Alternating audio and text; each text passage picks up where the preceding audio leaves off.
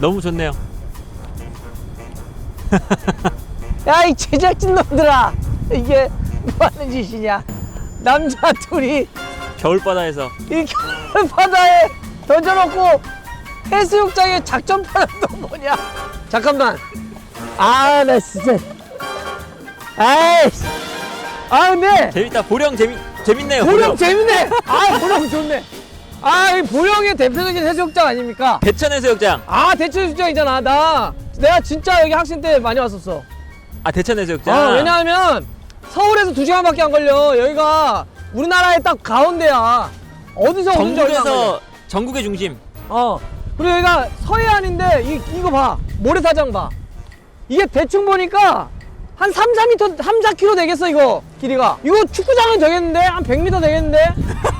엄청 큽니다 이거. 그리고 야, 대천 해수욕장은 또 많이 들어오잖아요. 워낙 많이 오지. 유명하기 때문에 나는 많이 왔다니까. 한국인이 자주 찾는 해수욕장 2위.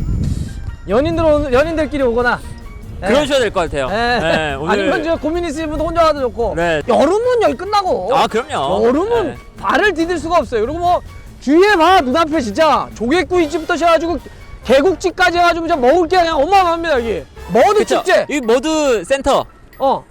바로 보이네. 네, 머드 센터 바로 앞에 있습니다. 머드 센터가 있네. 좀 체험관 같은데. 네.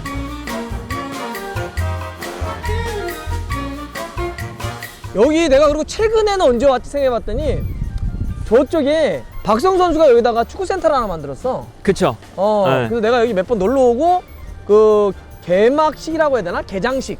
아, 축구센터 개장식. 개장식도 내가 해가지고 여기 근래 최근에 왔던 기억도 있는데. 네. 또 옛날 생각하니까 해버지 옛날 생각 나긴 한다. 난 또 내가 해버지 2005년에 네덜란드 있다가 잉글랜드 맨유 갔을 때. 네. 내가 그때 막 해설 한참 할 때잖아. 그쵸. 제가 그때 당시에 6학년이었습니다. 5학년 6학년. 어머, 그래서 그때 당시에 족밥이었네. 그때 당시에 해설을 들으면서 아하. 저렇게 해설을 할 수 있는 직업도 있구나. 내가 그때- 그럼 내가 롤모델이 됐네. 롤모델이라기보다 이제 우리 막내가 진짜 얼마 전에 있었던 실화입니다. 네. 아빠 하면서 막 오는 거야. 나 오늘 학교 수업 도중에 아빠 관련한 이야기를 선생님이 했어 그러는 거였어. 왜? 선생님이 축구팬이래 그랬더니 그게 아니고 세상엔 요즘 인터넷의 시대가 되다 보니까 잘못된 정보를 잘못 전하는 일들이 많다 이러면서 아빠 책을 소개했대. 냈구만. 근데 냈구만. 근데 우리 막내가 듣다가 선생님 저희 아빠한테요. 선생님이 깜짝 놀랐대. 진짜 깜짝 놀라서 아이고 그거 아니가 이런 사례가 있어. 야, 앞에서 아빠 욕을 그렇게. 그래서 진짜 옛날 네. 얘기하니까 어때? 그 해보지. 그러니까 박지성 선수 네. 2005년에 그 뭐 초등학교 6학년이라고 그랬는데 그때 딱 그 막 데뷔전이나 아니면 막 처음 막 생각하면 무슨 생각 제일 많이 나? 저는 이제 아무래도 뭐 풀럼전. 플럼. 맨유에서 그러니까 그 경기가 아주 인상적이었잖아요. 초반에. 그래서 박지성이라는 선수가 반니스텔로에게 막 어시스트 넣어주고 룬이랑 주고받고 룬이랑 막 이게 그때 당시에 이제 신선한 충격이었어. 그냥 충격이었습니다. 네. 그러면은. 그러니까 우리가 프리미어리그를 물론 그 전에 뭐 보신 분들도 계시겠지만 본격적으로 중계는 그때라고 봐야 되잖아. 그쵸. 네. 왜냐하면 박성 선수가 한국 선수 프리미어리그 1호거든. 그쵸. 갔잖아. 1호. 근데 우와 이게 뭐야? 경기 자체가 다르잖아. 그래서 근데 거기서 너무 잘했던 경기가 플럼이니까. 그래서 나도 그 플럼 경기 내가 중계도 했고 기억이 그쵸. 나는데 박지성의 맨유 데뷔전 하면 세 가지가 생각나. 네. 키워드로 하면 동팡조우. 동팡조우가 당시에 맨유였죠. 네, 있는데 그러니까 막 이런 거 데뷔전 앞두고 뭐 동팡조우가 더 잘할 거냐 지금 생각하면 말도 안 되지. 그때는 막 중국의 동팡조우냐 막 그런 얘기가 있었을 때였어. 데뷔를 안 했으니까. 그러니까 누가 맨유에 성공할 거냐 막 이런 거부터 시작해서 비교인 건데 아주 그렇지. 막 그런 게 있어가지고 막 그때 있었고. 왜냐면 그때 프리시즌을 하는데 네. 홍콩하고 가서 아마 프리시즌 때 홍콩 무슨 선발팀인가? 누구랑 해? 그때 네. 뭐 퍼거슨 감독이 박성희에서도 엄청나게 얘기하는데 동팡조도 어떤 가능성을 지켜보고 있다 이런 얘기 자꾸 하니까 야 이거 동팡조냐 박지성이냐 이런 게 있었어. 그래서 요게 기억이 하나 남고 또 하나는 챔피언스 리그. 챔스. 네. 왜냐하면 사람들은 박지성의 맨유 데뷔전을 프리미어 리그라고 생각하기도 하고 그렇죠. 아니면은 풀럼이라고 생각하는 사람도 생각해요. 있어. 풀럼이라 생각하는 사람은 당연히 그 경기가 엄청난 임팩트가 그쵸, 좋았으니까 그게 있고 근데 아니야. 또 아니면 그럼 뭐 프리미어 리그로 했겠지 데뷔전을. 아닙니다. 공식 데뷔전은 뭐냐면 챔피언스 리그로 했어. 오. 챔피언스 리그 데브레첸 헝가리와의 경기. 데브레첸. 그 경기를 하는데 로이 킨 대신 들어갔습니다. 박지성이. 교체로. 네네. 그래서 그게 맨유에서의 데뷔전이었어요. 자, 세 번째는 이거 진짜 많은 분들 요거 제가 처음으로 해드리는 얘기입니다. 네네. 맨유의 박지성의 장면으로 기억되는 첫 장면이 뭐예요? 혹시? 우리 제가 빨간 벽돌. 이거 빨간 벽돌 앞에서 양복 입고 이렇게 찍은 사진 있잖아. 네. 다 알지? 그거 알죠. 다 알지? 그때 머리 약간 조금 파마했나? 그래가지고 이렇게 있어. 그 양복의 비밀 숨겨져 있는 비밀 아십니까? 위원님 양복이었다. 아니야, 내 거 아니고. 네. 나는 그때 한국에 있었는데. 네. 그게 뭐였냐면, 자, 이제 이적을 하고 입단식 하러 가야 되잖아. 포커스 만나 사진 찍고 네. 해야 돼. 근데 그때 이제 영국에 있었어. 근데, 야, 양복 어딨냐 한 거야. 양복을 안 챙겨왔대. 박지성이. 그래서 그때 에이전트가, 그럼 네덜란드 가깝잖아. 비행기 타고 금방 왔다 해. 그러니까, 저기 우리 원래 엔투번에 있던 양복 그 멋지게 촬영한 거 가져오겠습니다. 가져와. 그래서 에이전트 갔어. 가고 이제 왔잖아? 네네. 도착을 딱 했는데 영국에 다시 왔어. 그럼 찌가 물어볼까? 야, 양복 줘 했더니 아이고! 기차에 놔두고 내렸습니다. 네덜란드 갔다가 갖고 왔는데 기차에다 내리고 거기 오다가 네. 기차인지 왔더니 지하철에 놔두고 내렸다는 거야. 얼마나 황당해. 네. 야, 이씨 어떻게 하냐? 그런데 그때 마침 조광래 감독이 FC 서울을 그만두고 유럽에서 연수를 하고 있었어. 런던에서 그 같이 있었던 거야. 그러니까 이적한다니까. 네네네. 그리고 그때 리버풀하고 첼시도 같이 오퍼가 있었어. 관심이. 그때 그래가지고 히딩크 감독하고는 저 맨유에서 오래 했는데 어떻게 할까요? 그랬더니 야, 좀 너무 센 팀인데 뭐 이러면서 막 서로 의견을 주고받았다고 하고 그다음에 이제 조광래 감독은 야, 리버풀 첼시 쪽에도 뭐 관심 있다는 얘기를 들었는데 뭐 내 생각엔 이런 조언을 이제 같이 들을 때였어. 그때. 네네네. 근데 그 얘기를 옆에서 들은 거야. 야, 양복이 없다고? 그래가지고 조광래, 야, 내가 당장 사줄게. 그 양복이 조광래 감독이 사준 양복이에요. 이게. 현지에서. 이렇게 줄 들어간 거. 이거 몰랐죠? 몰랐지? 이거 나는 모른다고. 자서전을 제가 쓰지 않았습니까? 박수영. 정확한 정보. 아닌가? 담임 선생님께 이제 떳떳하게 말할 수 있는.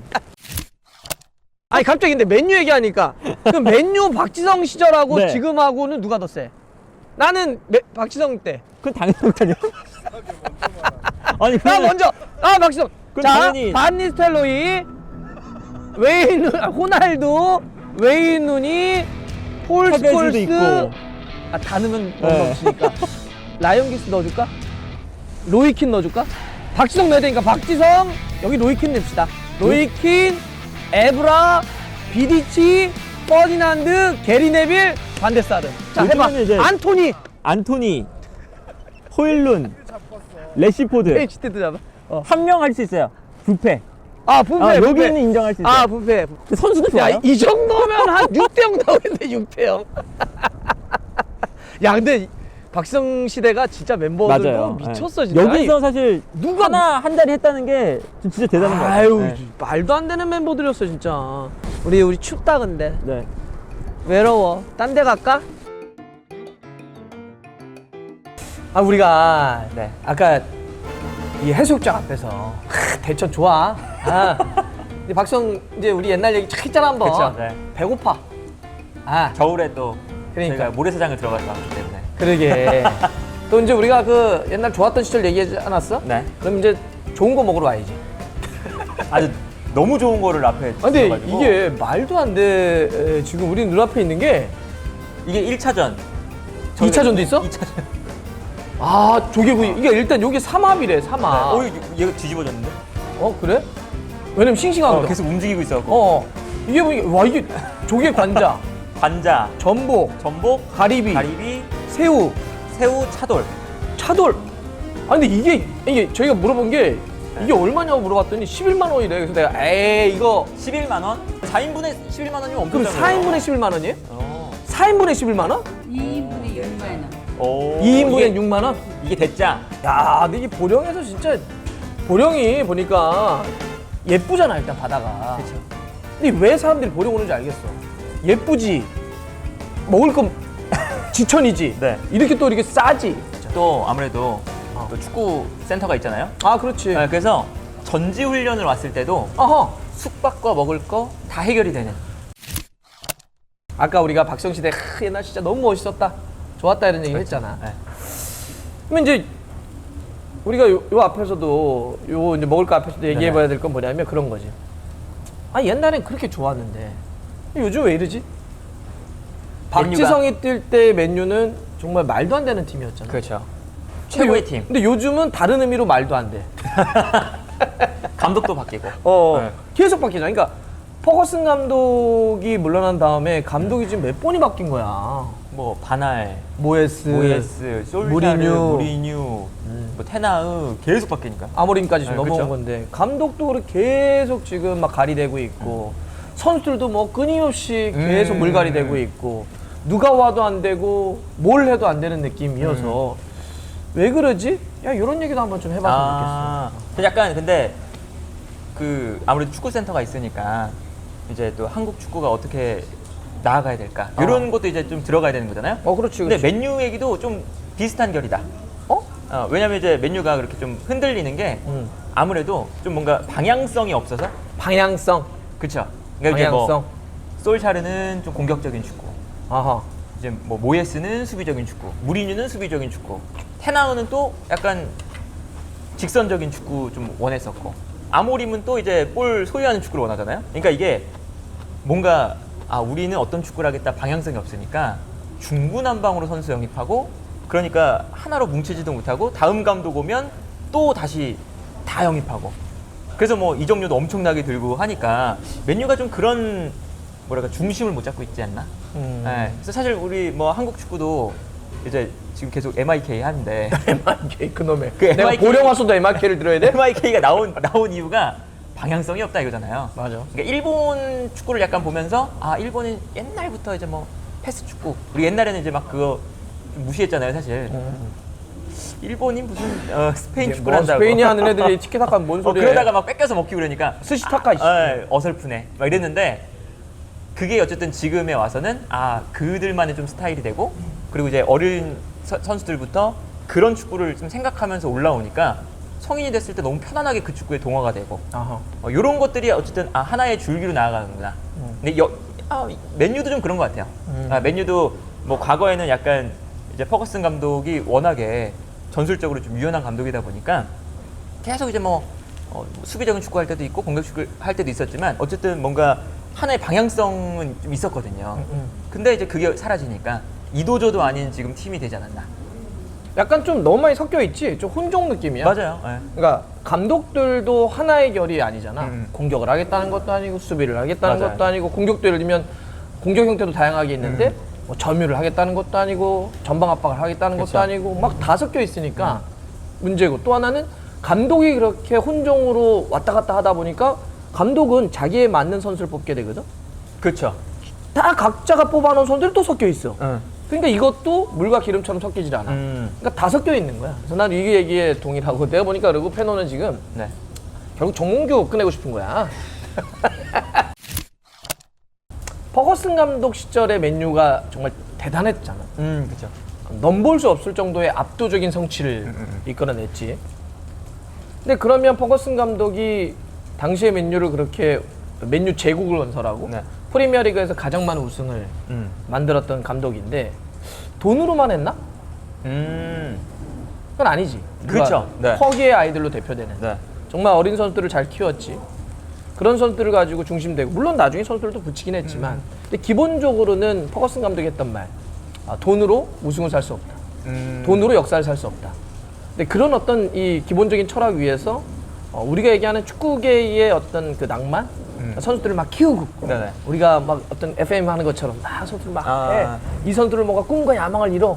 막 그래서 막 환호를 해.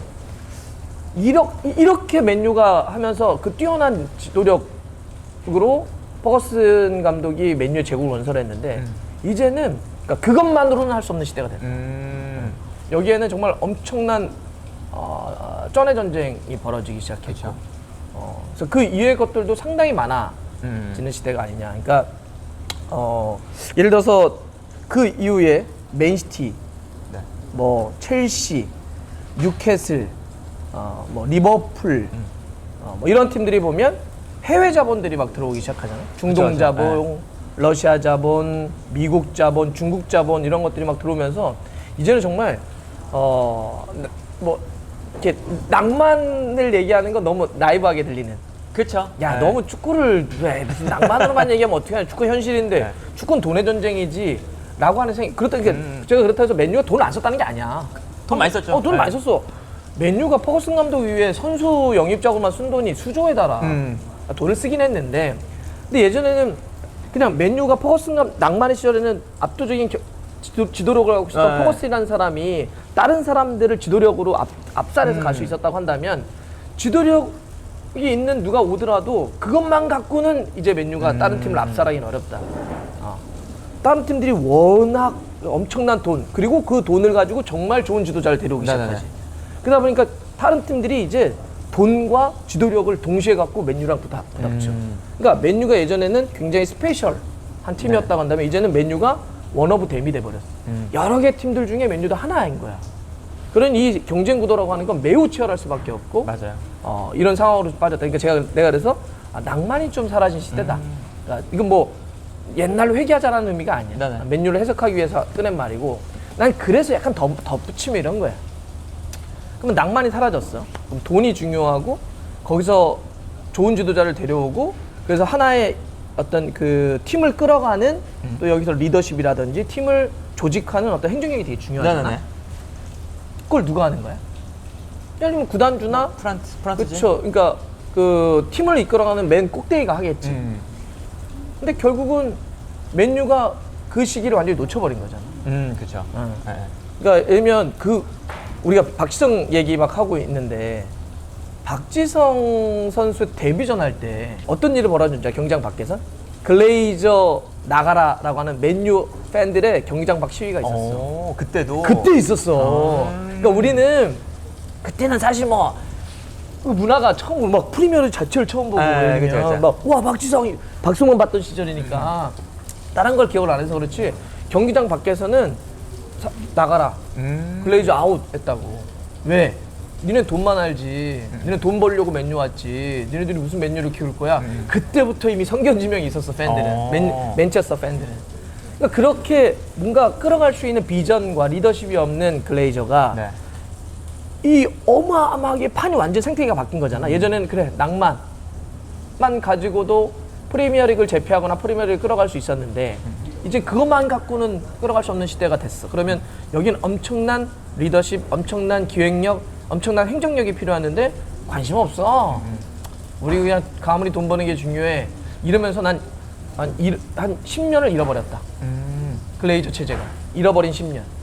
그건 아까 이제 현도가 얘기했던 그쵸. 거랑 연결되는 건데 난 그 글레이저 잃어버린 10년도 지금 맨유를 힘들게 하는 것 중에 하나다.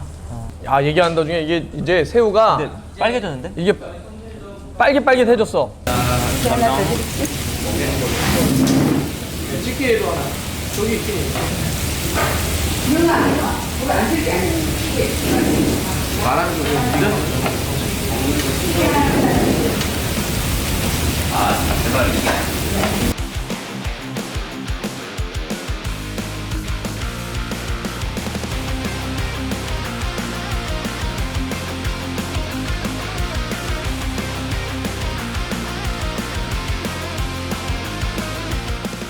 네, 여기가 보령 박지성 축구 트레이닝 센터인데 원래 이제 그 수원에도 있었잖아. 네네네. 보령이 최근에 젖어가지고 너무 좋아. 이게 작년에 개장을 한 거죠? 얼마 안 됐지. 여기 거의 다 새 거라서. 그러니까 네.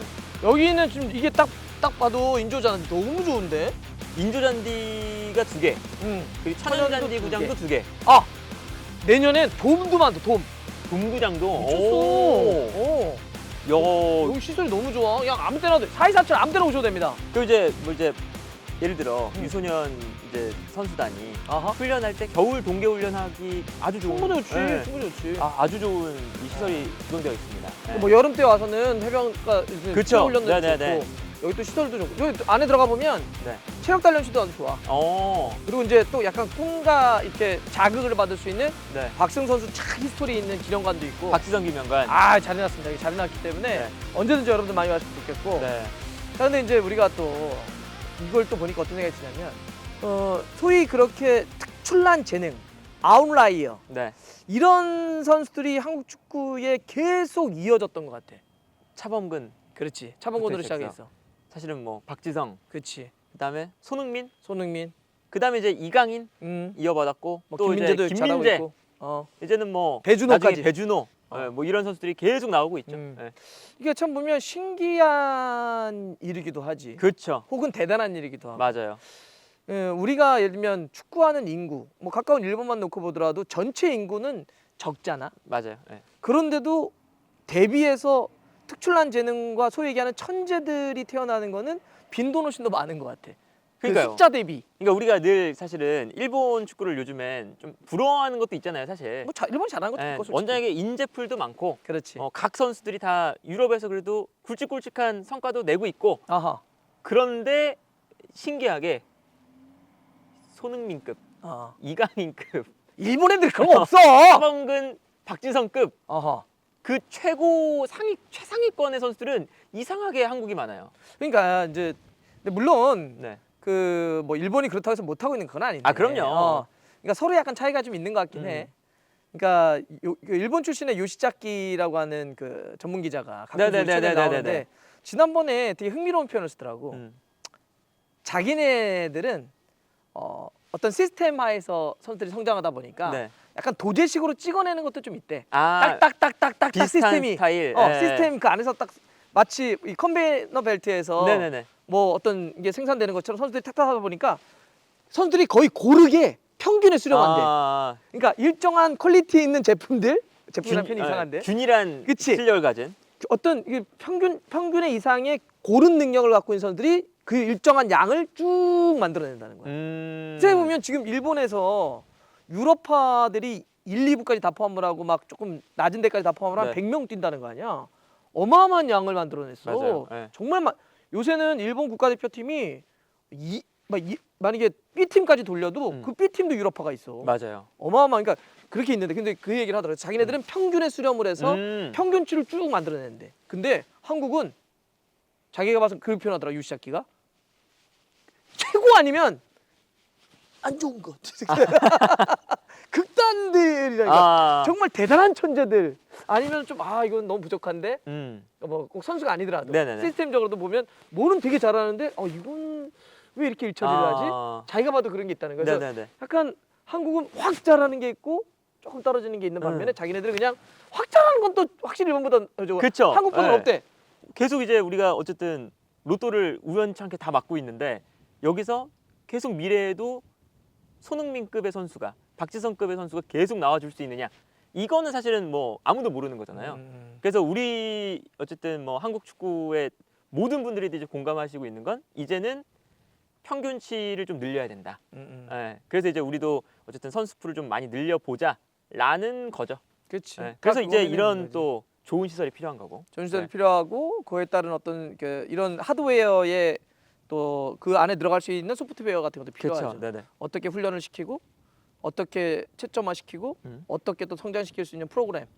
그러니까 뭐 네덜란드 같은 데가 아무래도 리그는 옛날보다 좀 못할지 몰라도 끊임없이 좋은 선수들이 나오는 건 아약스를 중심으로 한 그 유소년 프로그램들이 있었던 거고 일본 같은 경우도 결국 그런 과정과 절차를 중시 여겼던 거잖아요. 네네. 당장의 결과가 아니라 어떻게 하면 우리가 남미, 어떻게 하면 유럽을 따라가지?